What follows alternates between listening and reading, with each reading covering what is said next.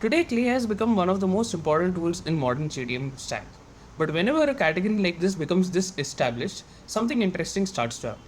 There are new products that come into the market and they start asking a very simple question. What if we built this differently from day one? And that is exactly why I have been looking at Bitscale. Bitscale is still a relatively young platform, but what caught my attention isn't that it's simply trying to say compete with Clay, but it's the way it's approaching the problem. Because when you actually open Bitscale, you start seeing some very deliberate product decisions around data enrichment, waterfalling, AI research, workflow execution. And some of these are genuinely very interesting. So in this video, I want to take you inside Bitscale and show you how does this platform work. So let's quickly dive into this. So when we first log into Bitscale, it looks something like this, wherein it has an option of first of all starting with creating a grid. Now what is a grid? It's basically a table where we can add all of our data, we can import from different sources and we can work on that table. So similar to how we use Google Sheets for adding all of our prospect data, this is how we can add all of our data, either whatever we have scraped or whatever we have on our CRM directly over here in the form of a table. So that's the first thing that we see. Next, when we say talk about how do we start with prospecting on this platform, so one, it has different options to go forward with it. One is we can say go forward with finding companies that's searching through its own database or finding people in those companies. Like if I go and say the find people option, one, I do have the basic say job function related filters that I can put in. Like if I say just very simply want to search for founder as a designation, I can do that. But what is interesting over here is the company level filters that are there or the company attributes that are there.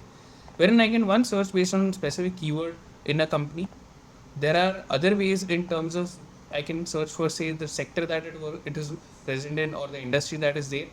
Moreover, what I found interesting apart from other tools that I've seen is that it has an option of filtering based on the number of retail locations that particular company is present in.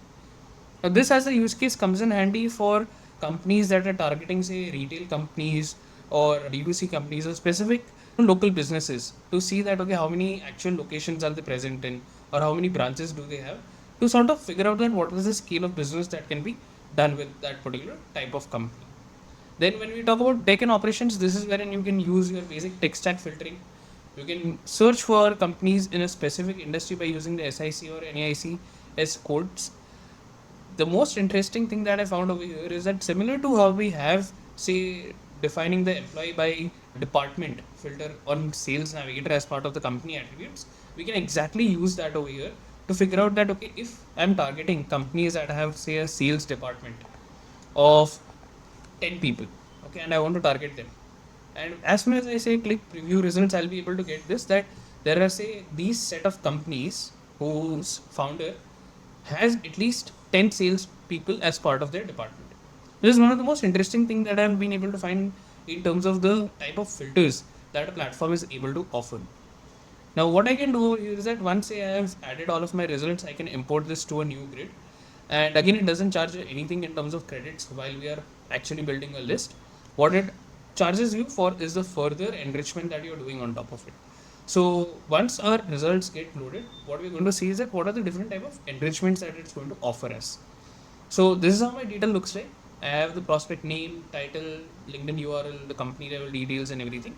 If I look at enrichment options that I have, one in terms of people enrichment, I can obviously enrich the email, the phone number. I think that's part of their paid plan as well. But further, if I want to enrich more details about the person using any other platform like Signal Hire, ICBs or any other such tool, I can even do that. If I want to search more on the lines of the company, and if I want to research more from the company standpoint, like know their financials, know their exact tech stack, I have that option as well over here. And if you see, there are certain specific tools that it has integrated. And this is where I see that there is a differentiator wherein it has integrated first the most common tools that are used in the market today by companies like Apollo, ICPs, Rocket Reach. These are tools that we see that day in, day out sales teams are using, and it just makes it very easy for us to integrate over here and then start using. But what I'm actually interested in is the type of AI enrichment that it's offering. So this is one of the most important features that Clay has built on today, where its Clayagents is something that has created one of the biggest differentiators in the market when it comes to prospecting tools. And I think this is what we would like to see in terms of what Bitscale has been able to do. So if you see over here that there is bit agent, let's just say try it out that if we are creating a bit agent, the most interesting thing over here is that one, I can simply put in a prompt as to what I would want it to do. So say I want to research the prospect and find the you know interests that they have. Okay. And I can just refine this prompt, see that okay how this particular platform also refines or builds an entire detailed out prompt. So as you can see, it has done that. It has taken the input values, and I'll just click on save, and I'll want to also run this. So the interesting thing over here is that it doesn't directly run unless until you explicitly ask it to run. So if I try this out for the very first time or for a few cells, I would actually want to see that okay how is the sort of output that I will be able to get. Now this is say a basic interest analysis that I'm doing, but if I want to do something more in detail also, I can do that. Now while this runs, I'll actually want to explore what are the other type of enrichment that it's offering. So there are certain templates that they have built wherein I can search for the LinkedIn ad ID from the personal email of that person. And this comes in handy when you want to say run LinkedIn ads and you want to target specific people. There are other things that it has offered, like say if you want to clean the website URL, clean the company name. So this is say I think part of their formulas as a feature. Further, you can use their bit agent to actually do certain research about say finding the Twitter of that particular person, or getting say the 10K analysis done, or finding the 10K URL of that particular company, classification of B2B, B2C, then figuring out what is the ICP of that company. And these are certain specific use cases that it has defined based on what actually is needed while prospecting or while say pre-qualifying certain prospects, which is quite interesting. Now I have my data found over here, so I'll just click on expand and view what is the exact data that I'm getting. So if you can see over here, I have the exact interest, I have the steps that it has taken to find out that what are the interests of this person. So I can clearly see that it has been able to go to LinkedIn and search for it, and it has found one more article through which it has been able to identify that what is the interest of that particular person. And that's quite interesting. Now this is say about what all enrichments are possible. Beyond that, the actions that one can take are one, deduplication, exporting into a CSV or into an Excel. I think they also have export where you can directly have it exported onto your CRM as well. Now there is one interesting use case I actually found while using this particular platform, was that when I actually click on the new grid, it gives me option as to what all things what I want to do, or what is the source from which I would want that data to come in. Now they have their own database, that is the find company, find people approach.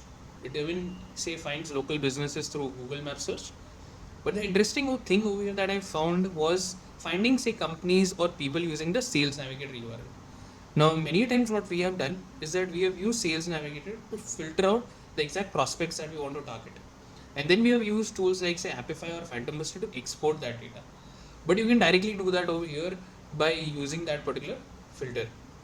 And finally, what are the other things that I found interesting was this specific intent based data scraping, where you can find people that are engaging with specific keywords. So let's say test that out.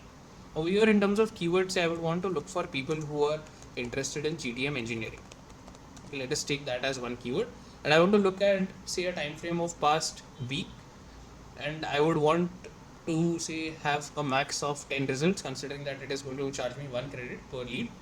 So let's say 20. Okay. And then I'll just import this to a new grid to actually see what is the sort of output that I'm able to get. So I do have my grid over here that is getting added, and I can see that okay it has started running, and we'll just wait for it to populate the data. So now say I have this one data that has come in, I can just quickly expand and see that okay what is it that it has been able to find. So I can exactly see that this is a particular post URL where the person has engaged on this specific keyword, that is GTM engineering, and I know the person's say job title. Further, I can enrich the person's company level details and find out that okay whether that person is actually relevant for me to approach or not.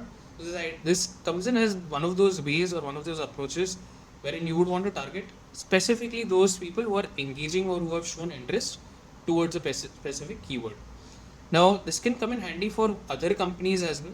Say for example, there is a recruitment company and they are looking to target companies that are hiring for a specific role, and they know that the founders or say specific people in those target companies might be looking for these keywords. So that way you can create a much targeted prospect list.